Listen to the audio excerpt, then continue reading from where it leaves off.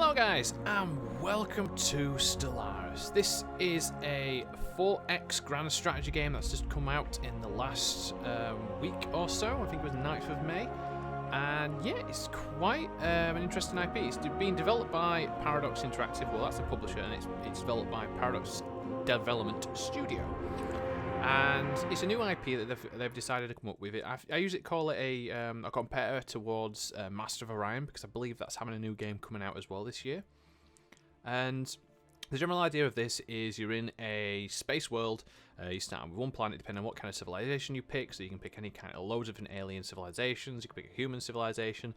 And you start with this one planet and then you expand out for research, exploration, and then eventually conquest to rule, hopefully, the galaxy or most of it. So, begin with, this is a single player and a multiplayer game, and apparently the multiplayer you can play with up to 32 players, which is quite a sizable one. Now, the difference between this and any other strategy games is it's based in the fact of you can pause the game, and then you can fast forward it, but there's no waiting around. So I'm not sure how it works in multiplayer with 32 players, but I'm guessing there might be some kind of voting system where everybody votes, and then that will be able to pause the game.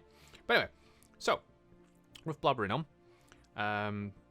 Settings-wise, so what is there in the settings? Again, for a 4X grand strategy, there isn't much. There's some gameplay, so you can have semi-annual. You can just have when you want it to autosave. You can have autosave to cloud, which is usually this is through Steam, so it'll autosave to cloud. So if you want to play on multiple computers, you can do.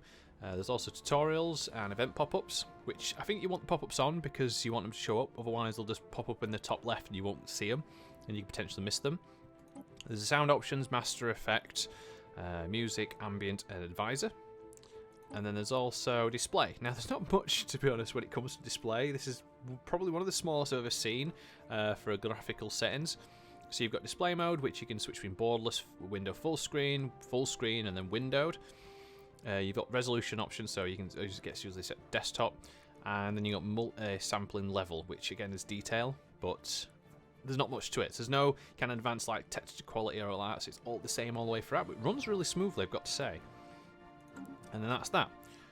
Okay, so let's get into them. So all these have hotkeys. There isn't anything actually in the settings for the hotkeys, which is a bit surprising. But if we click in here, we'll go to new game. Now, these are all the different kind of civilization you can play. You can play as a mammalian, which is another word for human, which you can either play an indirect democracy. You can play military dictatorship, which this is like the two different kind of ones. You've got reptilian, avian, arthropod, Musculoid? Can't pronounce it. I'm horrible for pronouncing names wrong. I do apologise. It's Fungold, and then there's Mammalian, but a different kind of Mammalian. But yeah, these are all ones you can actually play around. So this is more like it's like what do you call it, a bird one? No, that's the bird, wasn't it? Yeah, so it's very interesting. There's all the different kind of, yeah, that's more of a bird one there, the avian. So each one has their own positives, each one has their own negatives. So if you look at the United Nations of Earth, they're xenophiles, they're fanatic individualists, and because they're human, they're quick learners, and they're nomadic, so they get pluses to leadership experience and migration time and resettlement cost. And then if you look at the Commonwealth of Man, which is a dictatorship, these are xenophobes, fanatic militarists, and they're quick learners and nomadic. So this one stays the same because they're both the exact same. But if you notice, also changes the way they move around. So these guys have nuclear missiles as their space-based missile equipment. And then these ones have red lasers. So it's like what they start out with. And then also the travel's different. There's different types of faster than light travel. So there's wormholes, there's warp drive, and I think there's some other ones as well. There's hyperspace travel. I think is there one more? No, I think there's just three. There's hyperspace, warp, and wormhole. So it's like combining all three, depending on what you are. And they all have, like I said, positive and negatives. And it's quite fun. So we're going to get in. We're going to try this out. Now, I'm going to be the Commonwealth of Man. This is the dictatorship, like I said. So this is, well, the fact of this has slightly different specialities and slightly runs a bit differently. So this one holds an election upon ruler's death to select a new ruler. Each ruler can build an oversized ship Naval capacity plus 20% and ship upkeep -5. So this is more about building a massive army and conquering everyone. That's more or less what it is. While this one's more a democracy. So holds an election every 5 years to select a new ruler. Leadership skills +1. Leadership recruitment cost -10%. Okay, and you can actually go into more detail on this, so you can either select random if you want to, or you can edit, and this is where you start getting into more. This is where the customization comes in, because it's brilliant. You can change everything about this. So if you want more of a custom idea, so you don't want wormhole travel, you can change it. So you've got appearances, so you can change that if you want. There's also names, so you can change the name of the humans, but I don't really mess around with too much. There's the list, so you've got the ship prefix, which you can name as well. So I'm going to put a HMS, because I'm from Britain, so I like the idea of the HMS, as the name for most ships, Her Royal Majesty's ships. And then we've got traits, so we can go back to that one, keep that one as it is. Yeah, it's kind of neat how you can mess around with quite a lot of stuff, and then also you can pick traits, so if you don't want these ones, you want something else instead. There's a lot, like I said, there's a lot to customize and a lot you can mess around with. You can have a starting ruler, male or female, so I'm going to go for a male. And then you can change the name of Woo-Hee, shall I say. Xiong Zen. So this is a United Earth. Well, it's actually not United Earth. This is actually a Unity being sent out, and I'll try and explain some more about this particular one. Except like kind of planet you want to be on. Kind of place, empire, so what kind of government style, so you just pick some bits and pieces, empire name. So I'm going to call this the New British Empire. There we go, cool. And you can change the flag as well, so you can customize quite a lot, which would be good. But I'm going to keep that the way it is, because I don't want to get too much into it. But there's a lot you can do, and it's nice where you can mess around so much to give you such a starting one. And then we've got starting weapons, so your projectile weapons, energy weapons, or missile weapons. Oh, I don't know. What's the difference between the two of them then? Go with projectile weapons and an FTL method. Now this one is a bit difficult. Now there's warp drive, there's hyperdrive, and there's wormhole travel, and each one has their own positives and negatives. Wormhole travel is the hardest, as you can see, for advanced players. But I'm not sure what the difference between warp and travel is. Warp drive generates a subspace bubble around a ship, making faster than light speeds attainable. This allows for free but relatively slow travel between stars, given the greater distance involved. Hyperdrive allows ships to temporarily breach the dimensions of space. Interstellar travel is fast but limited to existing paths along the hyperlane network. Right, okay, so depending on what, and each particular species has their own kind of one. So I like warp drive for new players because it gives you, it's a lot better. Wormhole travel is a bit of a more difficult one. Fair enough. I think we're done. So that should save that one. And then this is where the next pack comes in, so game details. So you've got different size galaxies you can have. So tiny, small, medium, large, and huge. Huge is 1,000 stars. These games will go on for ages. So if you want to do Ultimate Conquest, 1,000 stars is going to take you a while. Now I'm going to click tiny for this. And then depending on what size you pick as well, depends on what galaxy shapes you get offered. So if you hit huge, you get access to them all. A bit the same if you go to small as well. Or well, medium, I think. Yeah, so you get slightly more. But I'm going to go tiny, and this gives me a ring or elliptical. So we're going to go for a ring. And then you can choose the amount of AI empires that you want to start in. So you can have the maximum of 8 or the minimum of 1. So I think I'm going to go for 8, and we're going to have this down to 0. So advanced AI start. The controls how many of the regular AI empires will start with initial advantage in resources, technology, and population. They do not give. They don't gain any additional bonuses beside a stronger starting position. So you can give yourself a harder task if you want, so you want it a bit more stronger. You can do that. You can just bang this all the way up to 8 and they'll have everything. Or keep it at 0 and it's a bit easier on new players. I'm still new to this, so it's one of the ones where I'm going to keep that there. Then you can change the difficulty, so there's insane, hard, and normal. So there's no easy, so I'll just stick with normal. And then allowed FTL method. So this controls method of faster than light travel. It can be chosen by regular empires by default. So you can actually set what you want everyone to have. So I'm going to set them all to have warp, just so it's one of those ones where certain ones have positive, some of them have negative effects, depending on your playstyle as well.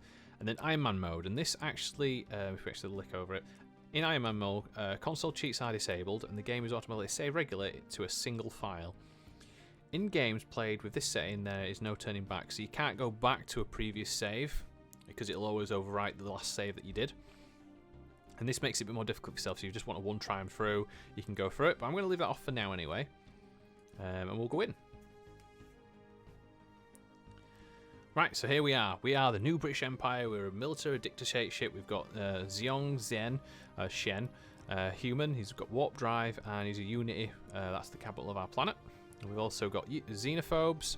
We're fanatic militarists, and we've also got quick learner, nomadic, and continental preferences. So we really like continental planets. So welcome, Grand Marshal. There we go. A prototype synthetic intelligence developed right, I'm going to turn this off for now. Let me just... Yeah, you can just go away. Okay, so this is where you start out with. So every time you start the game, you'll start with one planet. As far as I'm aware, I don't think you can change the options to give any more. And this is where we are. So each solar system you get into has different planets. As you can see here, we've got some frozen worlds. You got small, big asteroids, gas giants, as you can see here. But because I chose the Unity, or the Great British Empire, or the New British Empire, we started out in a totally different system. So we're in the Deneb system. But if we picked Earth, or the democracy ones, we would have actually started in the solar system, so our own actual solar system. Because the story of this is that these guys got sent out, I think like 100 years ago, in exploration ships like Arks. But unknown to the people back on Earth, they thought they were all lost. But actually these guys managed to successfully find a planet and then land here. And then they've turned into a military dictatorship, really. Yeah.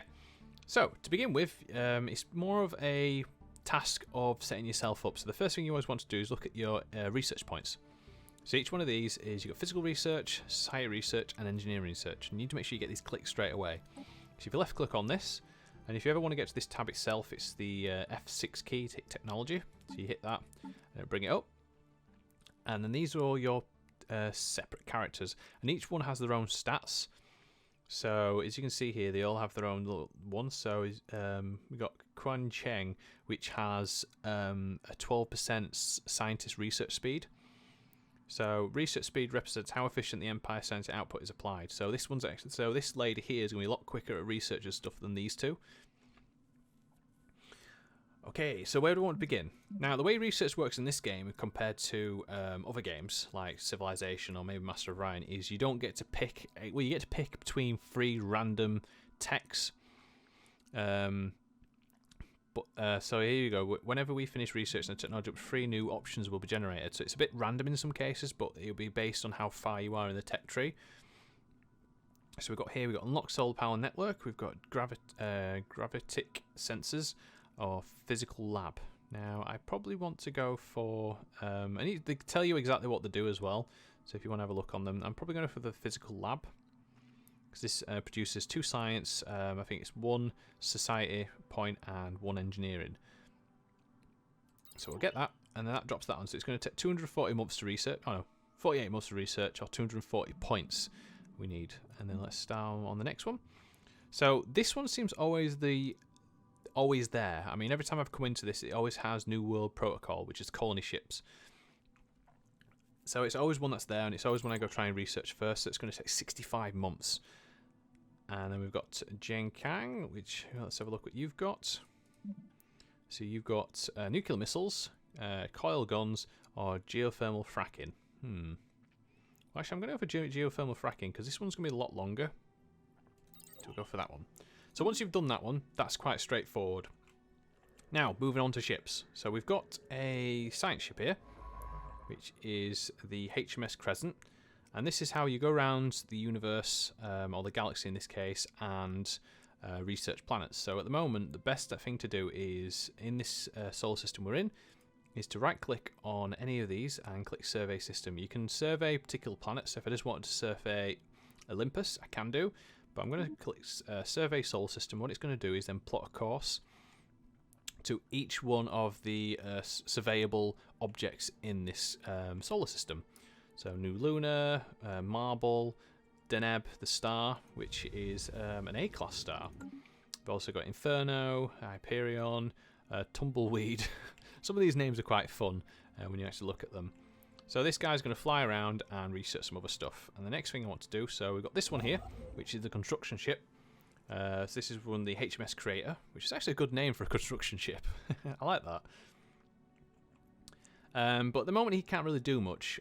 He can build frontier outposts. You've got build mining stations, research stations, observation stations, and then build terraforming station and a military station. But as it stands right now, I don't have access to much, and there's nothing really worthwhile setting up a station for until the science ship has gone round and revealed any particular resources or like that. And then we've also got, so we start with some corvettes. So this is the corvette HMS Prodigal. We've also got the HMS Shadow, and the final one is, where are you there? The Faithful.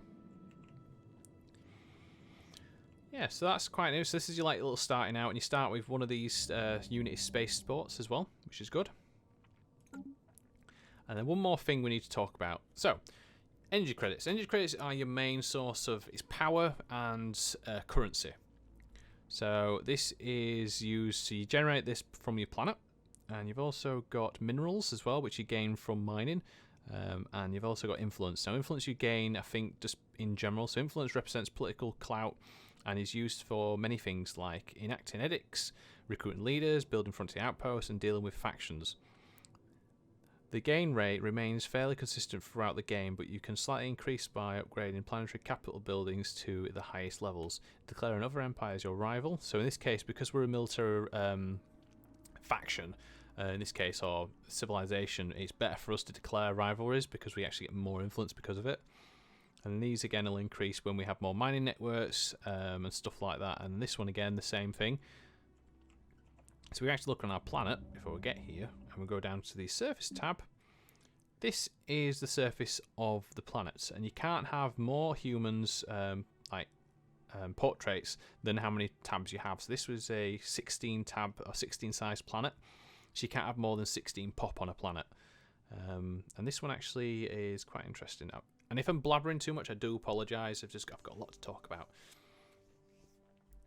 Fair enough. So, where do we want to begin next then? Where to begin in general? So, I'm just trying to make sense of all this. So, you've got some engineering research here. You've got food. We've got some minerals, which is being mined. And one thing you've always got to keep an eye on is your food supply. So, if you run out of food supply, then you won't grow. Then obviously your population will get unhappy as well, and then eventually there may be riot and revolt. So where do we want to go from here? So I'm just trying to find a good place what to build next. So if I actually hit this off, we'll go normal speed. So you can see you can move up, so you can go faster, and you can zoom all the way up to the fastest, which is 3 times faster, or you can go down to 2, depending on what you want to do.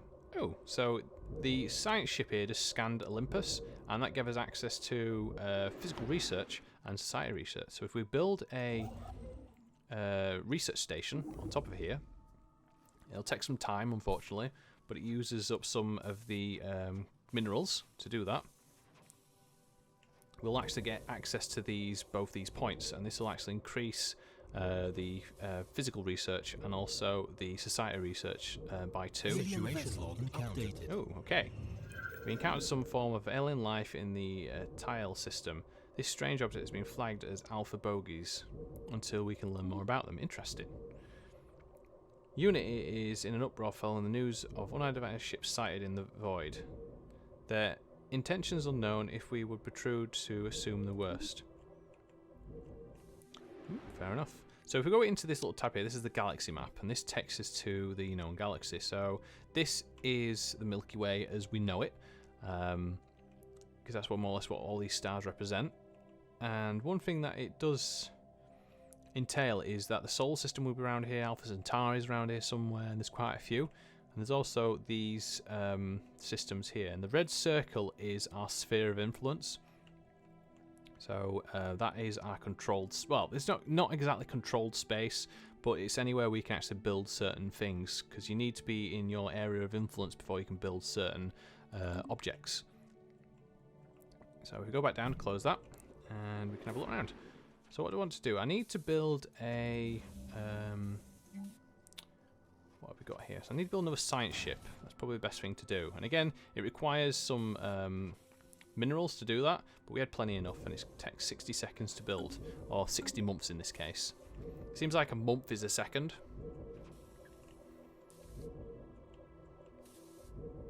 Or is it a few days? Or is it 60 days? Oh, I don't know. It's interesting how it works out. It might be days then, so it takes 2 months to build. So we found anything else then? We've got some on New Luna. We've got some energy credits we can actually go for. HMS Crater completed the construction of the research station in orbit of Olympus. Cool, well done.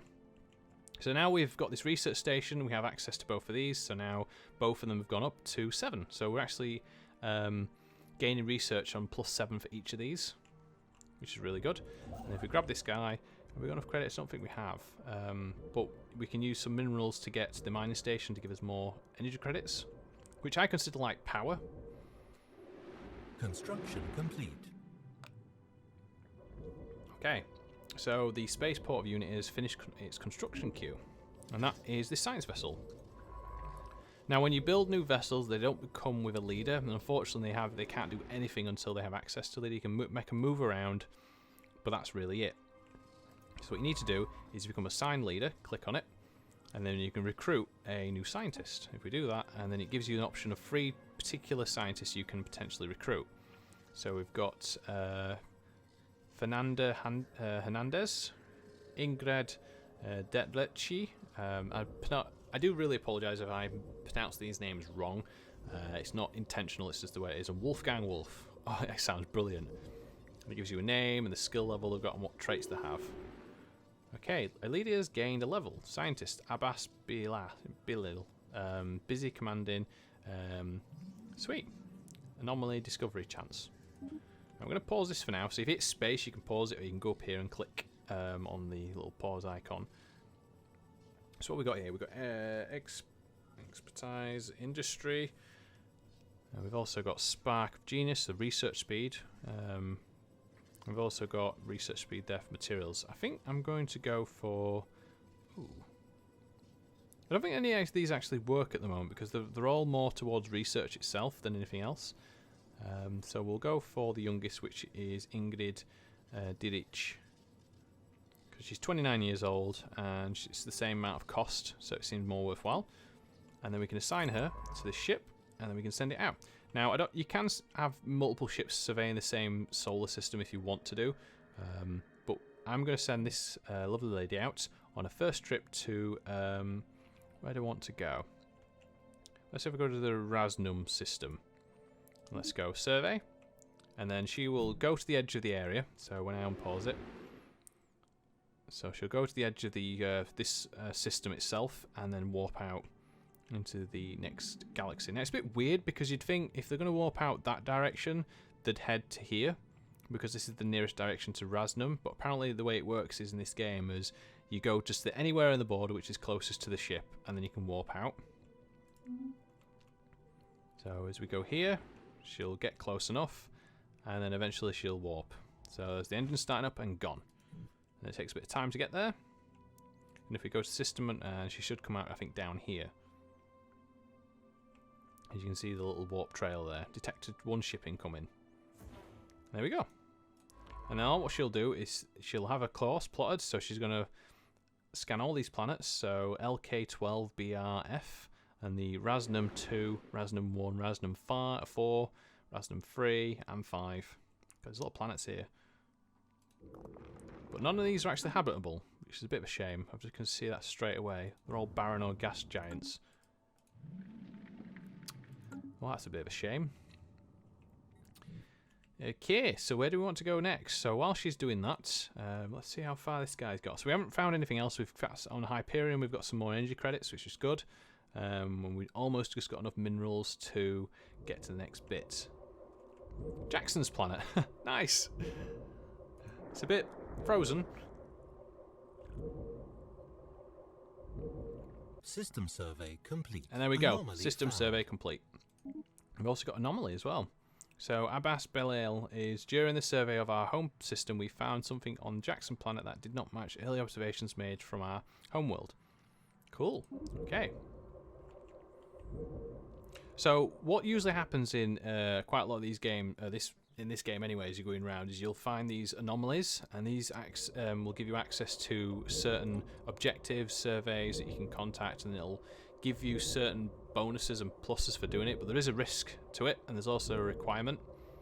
So because Abbas is skill level 2, and this only requires skill level 1, you can actually do it with much risk, because if you fail, potentially you can actually you can basically lose your ship and they can get blown up randomly. I don't know how taking a scanner from space means that you blow up, but it's the way it is. So I think we're close enough to get this research station now, aren't we? So grab this and right click and we go mining station, please, and this will give me access to free energy credits. Yeah, I know that's finished. And anomaly, yep, know about that. We found one of our old probes on Jackson's planet. It has somehow kept intact all these years and is still trying to send data to our homeworld. It stands as testament to our past struggles and our wish to flee our planet's bounds. We should continue to investigate these sorts of anomalies whenever we get a chance. It is most assured grants us new knowledge and technology. Oh, it most certainly shall. So now that the Abbas has finished this, we can send him somewhere else. Now, I don't want to go here because I know for a fact there is an alien menace and they are very powerful. So we're going to go to the, what's that? Smitankas, whatever. I hate pronouncing names because I always get it wrong. Where are we? Come here, you. No. We're going to go here and survey system.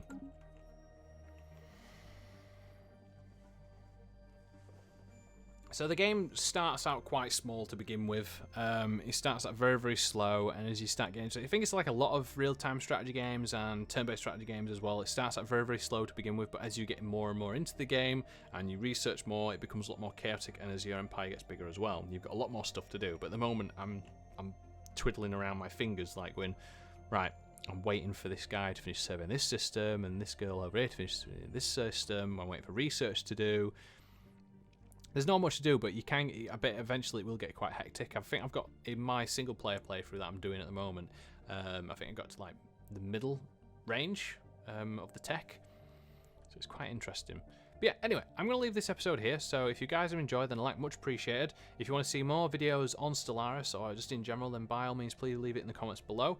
I'm always interested in doing new series if I can, and I'll try playing. If I do start this up as a series, I'll keep trying to play as much as I can. But it will get to a point, I think, where if games do get a bit boring or anything along those lines, then it's it may just be one of those ones where I'll be like, yeah, okay, I'm not really excited by it anymore. But anyway, if you have any general hints or tips about this game as well, then please leave them in the comments below and I will definitely respond back. And if you want to help me to get my goal of 200 subscribers, then by all means, again, I'll be really appreciative of that. I'm obviously trying to grow as a YouTuber and I want to show more and more content. But yeah, until next time, guys, thanks for watching and I'll see you later. Bye. Be like gangster style with your bow. And you. Oh, missed him.